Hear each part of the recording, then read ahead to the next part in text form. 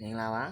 ါကြည်တွဲဘောကဗေဒမှာပါတဲ့အခန်း2ရဲ့တွက်ပုတ်စာလေးကိုပုံသင်နည်းကြပြလေးနဲ့တွက်ချက်ပေးပါမယ်ကျွန်တော်ကတော့ဆရာဝင်းဖြူပါအမှားပိုင်းလည်းခွင့်လုပ်ပေးပါဒါဆိုရင်ပုံသင်နည်းကြပြလေးဆရာတို့အားထုတ်လုပ်မှု theory မှာရှိတဲ့စုစုပေါင်းထုတ်ကုန်တွေပြင်းပြထုတ်ကုန်တွေအစွန်းထက်ထုတ်ကုန်တွေတွက်တော့မယ်ဆိုရင်သူတို့ရဲ့ definition ကိုအရင်ရေးရပါမယ်မေးတာကိုရေးရမှာပေါ့နော်စုစုပေါင်းထုတ်ကုန်မင်းစုစုပေါင်းထုတ်ကုန်ရေးပြင်းပြထုတ်ကုန်မင်းပြင်းပြထုတ်ကုန်မင်းအစွန်းထက်ထုတ်ကုန်မင်းအစွန်းထက်ထုတ်ကုန်ရေ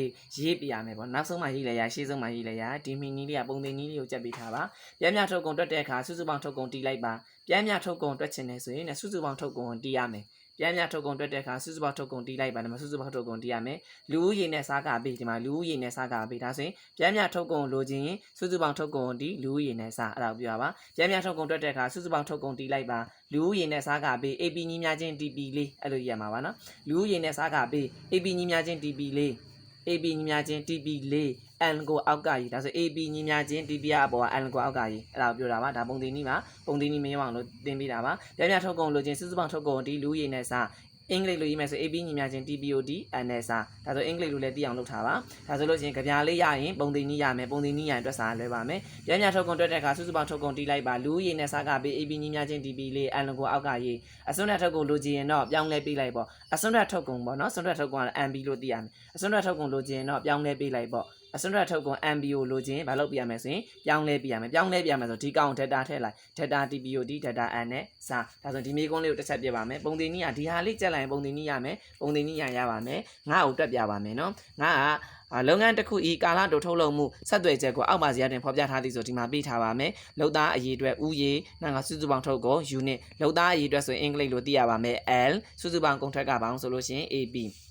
ဒါဆိုရင်လောက်သားဦးရေက L เนาะနောက်တစ်ခုကကြပါအောင်စုစုပေါင်းထုတ်ကုန်ကဘာအောင်ဆိုလို့ရှိရင် TB စုစုပေါင်းထုတ်ကုန်က AB မဟုတ်ဘူးเนาะ TB စုစုပေါင်းထုတ်ကုန်က TB လောက်သားဦးရေကဘာအောင် L အဲ့ဒါသိဖို့ရတဲ့ဒီမှာရေးပေးထားပါဒီမှာကြည့်လိုက်စုစုပေါင်းထုတ်ကုန်ဆိုရင် TB လောက်သားဦးရေဆိုရင် L နောက်ကပြပြထုတ်ကုန်လို့ချင်း AB ဒီပုံသင်နည်းကိုကြည့်လိုက်တာ ਨੇ ဘာအဓိပ္ပာယ်ဆိုတာအင်္ဂလိပ်လိုသိသွားပါလိမ့်မယ်ဒါဆိုလို့ရှိရင်လောက်သားပြပြထုတ်ကုန်နဲ့လောက်သားရဲ့အစွန်းတက်ထုတ်ကုန်ကိုရှားပါနောက်ကစုစုပေါင်းထုတ်ကုန်ပြပြထုတ်ကုန်နဲ့အစွန်းတက်ထုတ်ကုန်တို့ဤမြင်ကွေးကိုပုံတွင်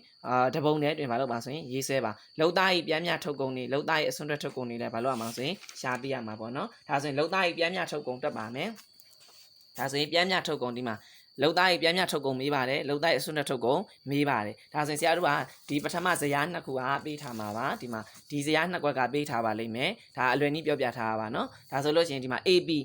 ကိုလိုချင် TBOD NSR TBOD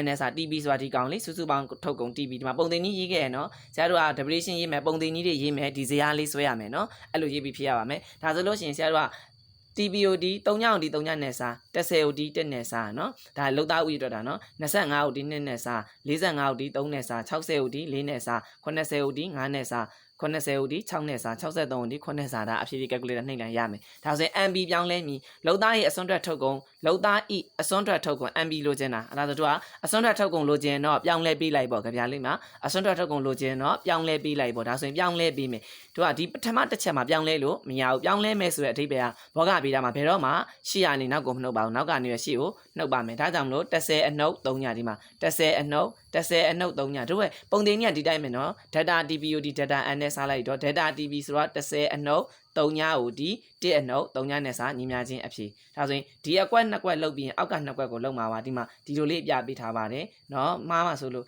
့အပေါ်2ကွက်လောက်တယ်သူနဲ့လောက်တယ်သူနဲ့လောက်မယ်ဒါဆိုရင်ဆရာတို့က25တွေကဘာကိုနှုတ်ပြမှာဆိုရင်10ကိုနှုတ်ပြရပါမယ်ဒီဘက်အကွက်က2ထည့်ရနေ1ကိုနှုတ်ပြရမှာအဲ့ဒါဒီအကွက်တွက်တာပါနော်အောက်ကအကွက်တွက်တာအဲ့ဒီအကွက်တွက်မယ်ဆိုလို့ရှိရင်ဒီမှာမြားလေးပြထားပါ3နဲ့ကနေ2ကိုနှုတ်ရမယ်45တွေကနေ25ကိုနှုတ်ရမယ်ဒီအကွက်တွက်ဆိုရင်45တွေက25ပြောင်းလဲမှုကနောက်ကနေပြီးနှုတ်မှာမလို့45တွေက25ကိုနှုတ်တယ်3နဲ့ကနေ2ကိုနှုတ်တယ်အဖြေရမယ်နောက်တစ်ခုဒီအောက်ကအကွက်ကိုတွက်မယ်ဆိုရင်ဒီမှာဒီလိုလေးပြထားပါ60တွေကနေ45ကိုနှုတ်4တွေကနေ3ကိုနှုတ်ဒီမှာမြားလေးပြထားပါတယ်80တွေကနေ60ကိုနှုတ်တာကိုဒီ9တွေက4ကိုနှုတ်တာနဲ့စားဒီဘက်မှာမြားလေးပြထား80တွေက80နှုတ်တာကိုဒီ6တွေက9ကိုနှုတ်တာနဲ့စားနောက်က63တွေက80နှုတ်တာကိုဒီ9ကနေ6ကိုနှုတ်တာနဲ့စားအဲ့တော့ဒါဆိုလို့ရှိရင်ဆရာတို့လိုချင်တဲ့ဘာလို့လောက်သားဦးရေ MB လဲရပါပြီဒါလွယ်တယ်နော်ဒါဆိုလို့ရှိရင်ပုံသိန်းနည်းလေးရရင်အခန်း2လဲ လည်းရမယ်နှစ်နဲ့3နေဆက်ဆက်ပါတယ်အခန်း3က